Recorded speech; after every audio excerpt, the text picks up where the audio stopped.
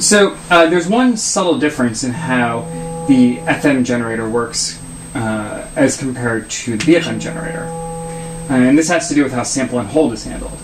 In both the BAM and BFM generators, even if a new sample and hold value is set, the generator always internally computes a new sample based on the frequency of the generator.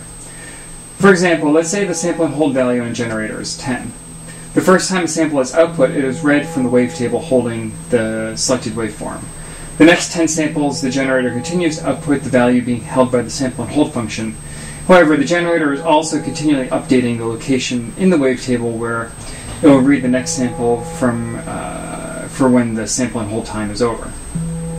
So then after 10 samples, the generator reads a new value from the wavetable and is the same value as if there was no sample and hold applied to the generator at all. And what this does is it maintains the same basic frequency of the generator, but it adds a sort of stair-step-like effect to the output. In the FM modulator and carrier oscillators, the location of the wavetable is not updated during the sample and hold time.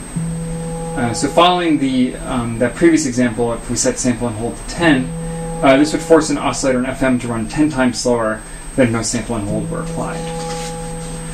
So you might be wondering how you can actually use this difference in behavior. One way would be with the modulator. So in the BFM example, I gave a demonstration of how you can create sort of a robotic sounding effect by setting the sample and hold value in the modulator to a very high number.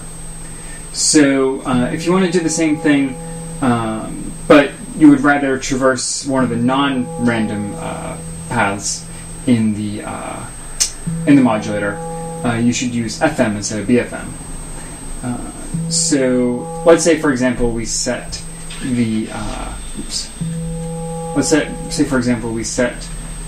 the sample and hold value to 4,000.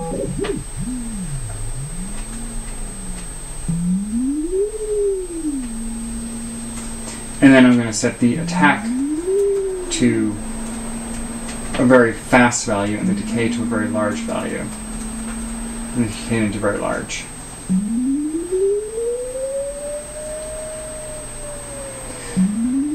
So what you can hear here is that that the frequency is going up in a linear fashion, and that's because the frequency is following the curve of the sine wave.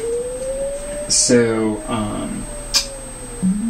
but if this was done with the BFM generator, then what you would get in that case is that it would sound like a pseudo-random value because it would be grabbing random points within the sine wave waveform.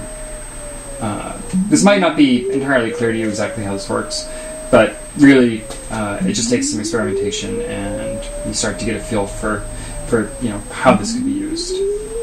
Now, if I was to set the wavetable to a noise value,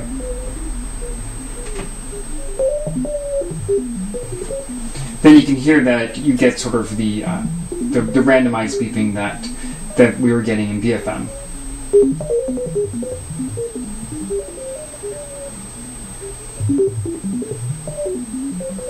So one other fun thing you can do with the sample and hold is that you can try to sync the sample and hold times with sequencer. There's no automatic way to do this, but if you're willing to do a little bit of math, it's not hard to get the syncing to be quite close. So the output sample rate of PSPSeq is 44.1 kilohertz. That means that there's 44,100 samples generated every second.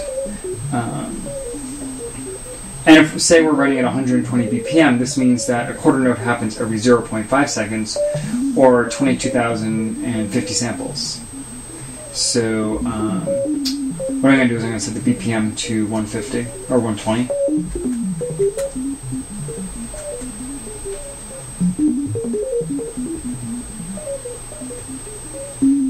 So now the BPM is set to 120.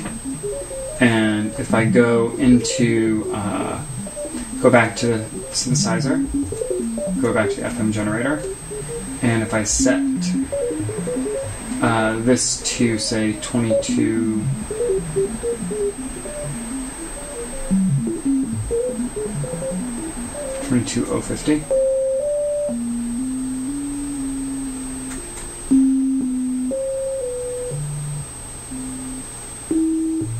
So now, here, let me set that exactly right.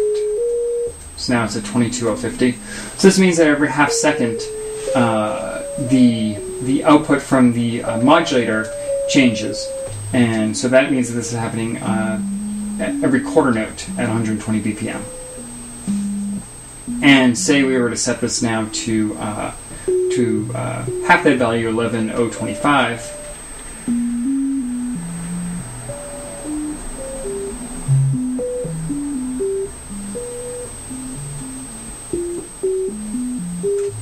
Now the modulator is updating at eighth note intervals. So this is a way you can sync interesting sounds from the FM generator to the BPM that your song is playing at. So what I'm going to do right now is I'm just going to play around with the FM generator for a minute, so you can get a sense as to the sorts of sounds you can get out of it.